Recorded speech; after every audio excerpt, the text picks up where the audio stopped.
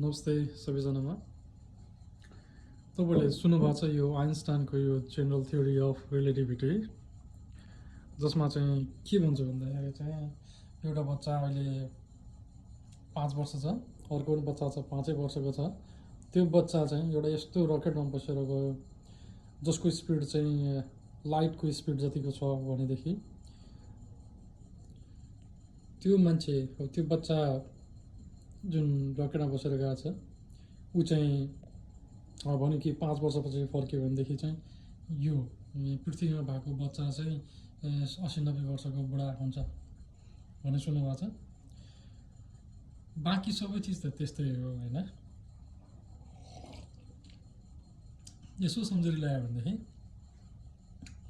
उसको पनि शरीर हाम्रो पनि शरीर, ऊ उडेर गयो भन्दैमा ऊ चाहिँ किन बुढो भएन त?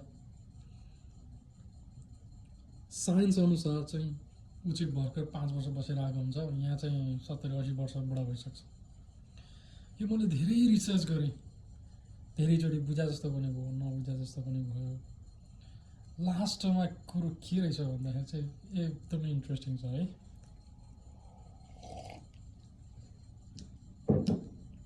शरीर त एउटै हो, उसको पनि आँखा छ, उसको पनि नाक छ, मुख छ, छाला छ, सबै छ।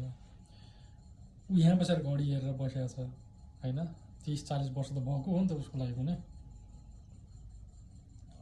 तर फर्केर आउँदाखेरि चाहिँ ऊ चाहिँ भर्खरको यङै, ऊ चाहिँ 10 वर्ष, ऊ चाहिँ 70-80 वर्ष किन हुन्छ त भन्दाखेरि चाहिँ के हुँदो रहेछ भन्दाखेरि चाहिँ जस्तो कि यो औँला के कुरा भन्दा मेरो औँला अब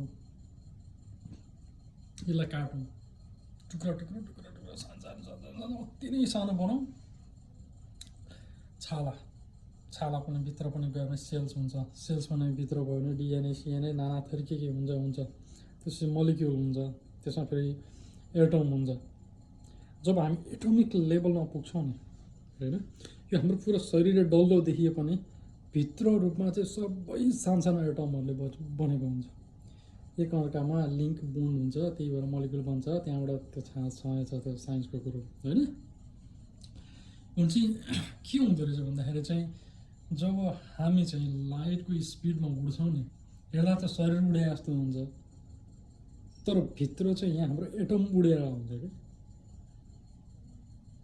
भित्र कण सानो एटमहरू उडिरहेको हुँदो रहेछ।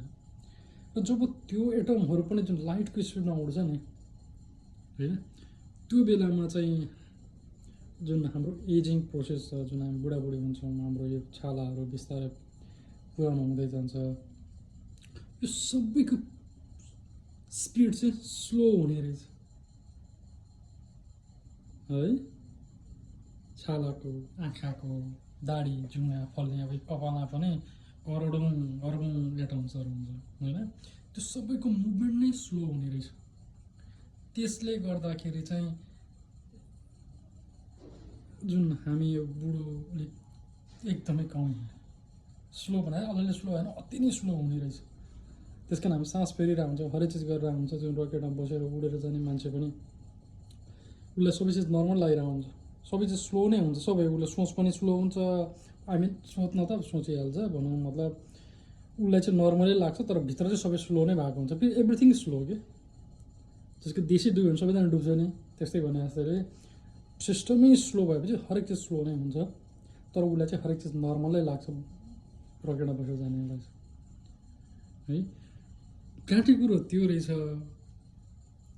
एटोमिक लेभल नै स्लो हुने भएको भएर, एभ्री प्रोसेस नै स्लो हुने भएको भएर चाहिँ ऊ पनि बच्चै भएको रहेछ अझै पनि है। मेन कुरो गाँठी कुरा चाहिँ यो रहेछ है। अझ डिटेलमा हेर्नु मन लागेदेखि खोजेर हेर्नु होला। तर दुःखको कुरो जुन मैले अहिले भनिरहेको छु नि, यो एकदमै अब कम ठाउँमा रियरली भेटिने रहेछ कि यसरी जुन मैले जुन भनिरहेको छु नि, हाम्रो शरीरको एटममा चेन्ज आउँछ भनेर, त्यसरी चाहिँ एक्सप्लेन नगरेको चाहिँ पाइयो धेरै ठाउँमा। त्यस कारण मलाई आजको दिनसम्म पनि म कन्फ्युज थिएँ, तर finally I got the answer. तपाईँलाई के लाग्छ? इफ द्याट मेक सेन्स होइन। अझ डिटेलमा जान मन छ, इन्ट्रेस्ट छ भनेदेखि चाहिँ युट्युबमा अझै खोजेर हेर्नु होला है।